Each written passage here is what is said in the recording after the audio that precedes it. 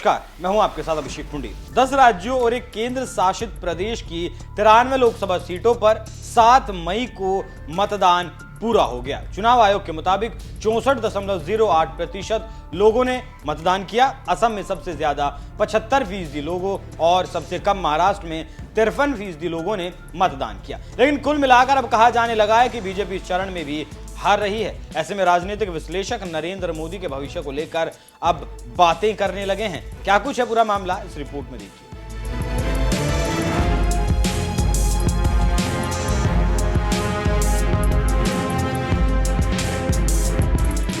तीसरे फेज का चुनाव खत्म है और विश्लेषकों की माने तो इस फेज में भी बीजेपी की हार हो रही है। जानकारों की माने तो इसका पहला लक्षण शेयर बाजार से मिला और बीजेपी की हार देखते ही शेयर बाजार लुढ़कने लगा और इसी को आधार मानकर आलोचक कहने लगे कि नरेंद्र मोदी हार रहे हैं। आप जानते हैं जो तीसरे फेज में चुनाव हुए वो 10 राज्यों और एक केंद्र शासित प्रदेश में हुए हैं।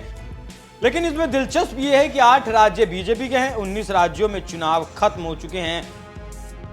अगर मध्य प्रदेश के 8 लोकसभा क्षेत्रों को छोड़ दिया जाए जो अगले फेज में है, अगर उनको मान लें तो 20 राज्यों के चुनाव खत्म हो चुके हैं और बीजेपी का मामला भी खत्म हो चुका है और अभी तक 283 सीटों पर चुनाव हो चुके हैं और 132 सीटें बीजेपी के राज्यों से हैं और यहीं पर बीजेपी मात खा रही है। बीजेपी नेताओं के अंदर एक डर दिखने लगा है और नरेंद्र मोदी को लेकर बीजेपी नेता पशोपेश में है और बीजेपी आरएसएस नरेंद्र मोदी को शक की नजरों से अब देखने लगा है। इसका एक बड़ा उदाहरण नरेंद्र मोदी का नागपुर जाना है और एक रात नागपुर में रुकना और आरएसएस के नेताओं के साथ मुलाकात करना। लेकिन मोहन भागवत ने मुलाकात नहीं की और इस बार कई राजनीतिक विश्लेषक ये कह रहे हैं कि आरएसएस इस बार चुनाव में बीजेपी की मदद नहीं कर रहा। तो इसे क्या समझा जाए कि नरेंद्र मोदी को आरएसएस ही हराना चाहता है या नरेंद्र मोदी को अब मौका ही नहीं देना चाहता? ये सारी बातें और 3 फेज के चुनाव यही कह रहे हैं। इसीलिए लोग कह रहे हैं कि मोदी के साथ इस बार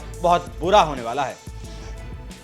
आप जानते हैं कि पहले चरण में 102 सीटों पर वोटिंग हुई जहां 2019 में बीजेपी को 40 सीटों पर जीत मिली थी, जबकि दूसरे चरण में 88 सीटों पर मतदान हुआ, उसमें से बीजेपी को 52 सीटों पर जीत मिली थी। तीसरे चरण में 93 सीटों पर वोटिंग कराई गई जिसमें बीजेपी ने शानदार प्रदर्शन किया और 2019 के चुनाव में 72 सीटों पर कब्जा जमाया था। लेकिन 2024 में हालात बदले हैं और नरेंद्र मोदी को कड़ी टक्कर मिल रही है। कहा जा रहा है कि इस बार इंडिया गठबंधन काफी सीटें बीजेपी से छीन सकता है। ऐसे में नरेंद्र मोदी काफी परेशान है और इसी कारण हिंदू मुसलमान कर रहे हैं, लेकिन जनता सुनने को तैयार नहीं और अब जनता जाग गई है, बीजेपी पीछे हट रही है। ऐसे में कहा जाने लगा है कि तीसरी बार मोदी का पीएम बनना मुश्किल है और इस बार झोला उठाकर जाना ही होगा। इसके साथ ही साथ यूपी जो बीजेपी को सबसे ज्यादा सीटें देता था वो इस बार सीटों को लेकर कंजूसी कर रहा है और इस बार यूपी बड़ा झटका भी दे सकता है। इसी से योगी और मोदी